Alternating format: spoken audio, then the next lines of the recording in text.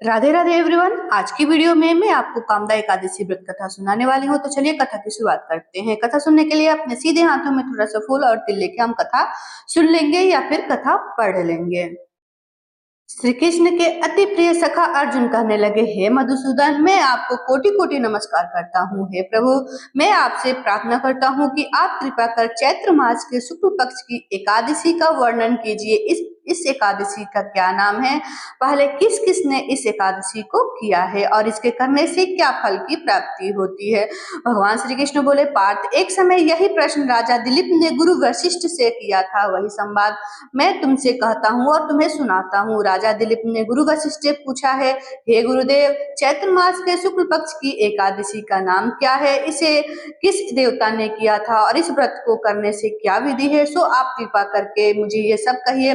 महर्षि गुरु वशिष्ठ बोले, हे राजन, चैत्र मास के शुक्ल पक्ष की एकादशी का नाम कामदा एकादशी है। यह सभी पापों का नाश करने वाली एकादशी है। जैसे कि अग्नि सूखी लकड़ी को जलाकर राख देती है, वैसे ही कामदा एकादशी के पुण्य के प्रभाव से सभी पाप नष्ट हो जाते हैं और पुत्र की प्राप्ति होती है। इसके व्रत से मनुष्य के योनियों से छूट छूट जाता है और अंत में स्वर्ग को प्राप्त होता है। मैं इसका महात्म्य आपको बताता हूँ, ध्यान पूर्वक सुने। प्राचीन काल में भोगीपुर नामक एक नगरी था जिसमें मुंड्रिक नाम राजा राज्य करता था। राजा मुंड्रिक अनेक ऐश्वर्यों से युक्त था। उसके राज्य में अनेक अप्सरा, गंधर्व, किन्नर आदि निवास करते थे। उसी जगह ललित और ललिता नाम का एक गायन विद्या पूर्ण गंधर्व स्त्री पूर्व अत्यंत वैभवशाली घर में निवास करते हुए विवाह करते थे। उन दोनों में इतना प्रेम था कि वे अलग होने की कल्पना मात्र से ही व्याकुल हो जाते थे। एक समय राजा मुंड्रिक गंधर्वों के सहित सभा में शोभमान थे। वहां पे अन्य गंधर्वों के साथ ललित भी गायन कर रहा था। उस समय उनकी प्रतिमा ललित वहां उपस्थित नहीं थे। गाते गाते अचानक उसे अपनी प्रतिमा का ख्याल आया, जिसके कारण वह अशुद्ध गाने गाने लगा।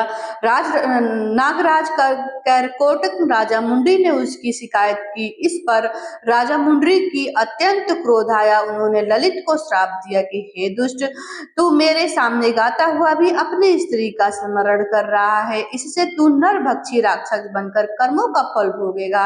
राजा मुंड्रित के श्राप के से ललित गंधर्व उसी समय पर एक विशालकाय राक्षस हो गया। उसका मुख भयानक हो गया, उसके नेत्र सूर्य चंद्रमा के समान प्रदहीन होने लगे, मुंह में अग्नि निकलने लगी, उसकी नाक पर्वत की कंदरा के समान विशाल हो गई और गर्दन पहाड़ के समान दिखाई देने लगी।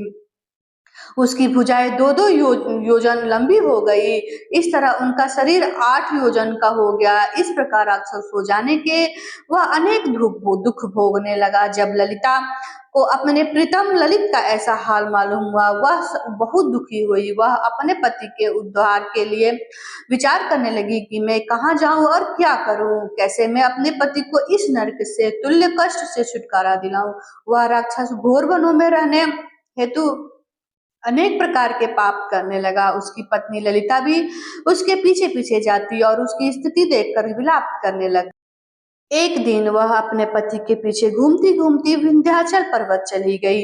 उस स्थान पर उसने श्रृंगी ऋषि का आश्रम देखा। वह शीघ्र ही उस आश्रम में गई और ऋषि के सम्मुख जाकर दंडवत प्रणाम करके विनय भाव से प्रार्थना करने लगी कि हे मुनि, मैं वीर गंधर्व नामक गंधर्व की कन्या ललिता हूँ। मेरा पति राजा मुंडी के श्राप से एक भयानक राक्षस हो गया है। अपने पति की राक्षस योनि में देखकर मुझे बहुत दुख हो रहा है। मैं अपने पति के दुख से बहुत दुखी हूँ। हे ऋषि श्रेष्ठ, आप कृपा करके उसके राक्षस योनि से छूट जाने का कोई श्रेष्ठ उपाय मुझे बताए। उसका सारा वृतांत सुनकर ऋषि सिंगरी बोले, हे गंधर्व कन्या, चैत्र मास के शुक्ल पक्ष की एकादशी का नाम कामदा एकादशी है। उसके व्रत करने से मनुष्य की समस्त कार्यों में सिद्धि प्राप्त होती है। यदि तू उसके व्रत का पुण्य प्रभाव अपने पति को देगी तो वह अति शीघ्र राक्षस योनि से छूट जाएगा और राजा का श्राप भी शांत हो जाएगा। मुनि के ऐसे वचन सुनकर ललिता आनंद पूर्वक व्रत किया और द्वादशी के दिन ब्राह्मणों के सामने अपने व्रत का फल अपने पति को दे दिया और भगवान से प्रार्थना करने लगी कि हे प्रभु, मैंने ये जो व्रत किया है उसका फल मेरे पति देव को मिले, जिससे उसकी राक्षस योनि अति शीघ्र छूट जाए। एकादशी का फल देते ही उसका पति राक्षस योनि से छूट गया और पुनः अपने पुराने स्वरूप को प्राप्त हो गया। वह अनेक सुंदर वस्त्र और आभूषणों से अलंकृत होकर पहले की भांति ललिता के साथ विहार करने लगा। कामदा एकादशी के प्रभाव से वह अपने